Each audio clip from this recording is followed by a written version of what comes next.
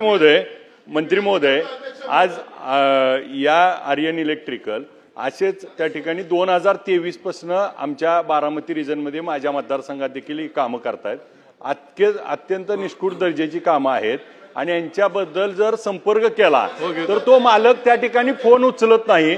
अध्यक्ष महोदय आणि त्या ठिकाणी मंत्री महोदय हा मुजोर झालेला आहे. ह्याच्याबरोबर 2023 ची कामं 2026 आलं तरी अजून पूर्ण नाहीत. आज जॅक्सन सारख्या कंपनीकडे काम आहेत. आमच्या इथं 6 सबस्टेशन परंतु कामं होत नाहीत. त्याला कालमर्यादा नाही आणि मग याला पाठीशी घातलं जातं. आज आमच्याकडे पोल उभा आहेत जाधववाडी बैरागवाडीला आणि त्याला तारा नाहीत अशी कारणं दिली जातात. मंत्री महोदय, मला आपल्याला अजून एक प्रश्न विचारायचा आहे. मुख्यमंत्री महोदयांनी सांगितलं की लाईट आपल्याकडे सरप्लस आहे आणि रोज संध्याकाळी 6 ते 10 आज देखील आम्हाला त्या ठिकाणी लोड शेडिंग होतंय.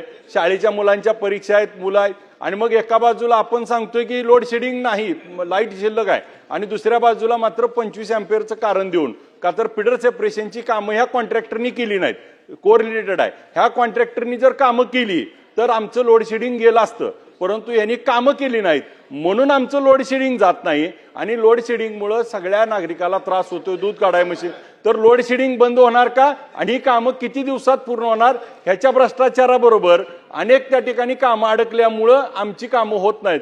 तर या बारामती रिजनमध्ये आमचा विषय येतोय. माढा मतदारसंघात, मोहोळ मतदारसंघात सगळीकडे ह्या कॉन्ट्रॅक्टरनी कामं घेतलीत. ह्याची कामं काढून घेऊन दुसऱ्याला कामं देऊन तात्काळ कामं होणार का? महोदय, सन्मान्य सदस्यांनी जे सांगितलं या ठिकाणी ज्या ज्या कंपनीला एजन्सीला जे काम करण्यासाठी त्यांना एक कालावधी दिला जातो त्या कालावधीमध्ये पूर्ण करणं बंधनकारक आहे. तशा पद्धतीने आपल्या महावितरणच्या माध्यमातून त्यांच्यावरती वारंवार ती कामं वेळेत पूर्ण करून घेण्यासाठी पाठपुरावा केला जातो.